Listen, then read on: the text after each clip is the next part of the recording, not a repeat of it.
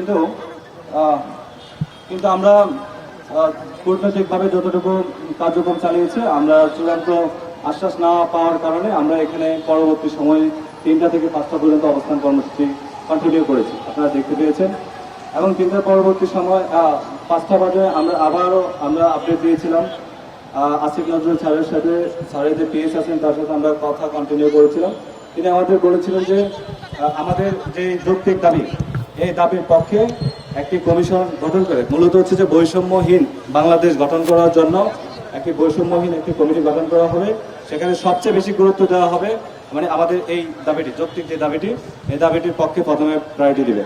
কিন্তু আমরা যখন কথা বলতে গিয়েছিলাম তখন আমরা বললাম যে না, মাঠে আন্দোলন চলমান আছে। তো সেক্ষেত্রে আমাদের যে ছাত্র ভাইয়েরা আছে তারা এখানে চাচ্ছেন যে মাঠে এসে একটি চূড়ান্ত ডিক্লারেশন। তো সেই দাবির পক্ষে আমরা আবারও কথা বলেছিলাম পিএস এর সাথে। তো উনি বললেন যে স্যার মিটিংয়ে আছেন, আর সেই মিটিংটা এখনো চলমান আছে 5টা থেকে। আর মিটিংয়ের স্থানটা আপনারা সাংবাদিক ভাইরা জানতে চেয়েছেন কোথায়, প্রবাসী কল্যাণ ভবনে মিটিংটা হচ্ছে। তো সেখানে আমাদের বিষয়টা আলোচনা হচ্ছে, সেখানে অধিকাংশ উপদেষ্টারা আছেন। তো আমরা আশা করেছিলাম এবং তারাও বলেছিলেন যে মিটিং শেষে আমাদের এখানে একটা প্রতিনিধি টিম আসবে। তো এখন পর্যন্ত যেহেতু আসে নাই, সন্ধ্যা হয়ে গেছে আন্দোলনের সময়, আমরা চাচ্ছি এখন আমাদের যে কর্মসূচিটা সেটা হলো আমাদের এখান থেকে একটা প্রতিনিধি টিম আমরা আসিফ নজরুল স্যার বরাবর যাব।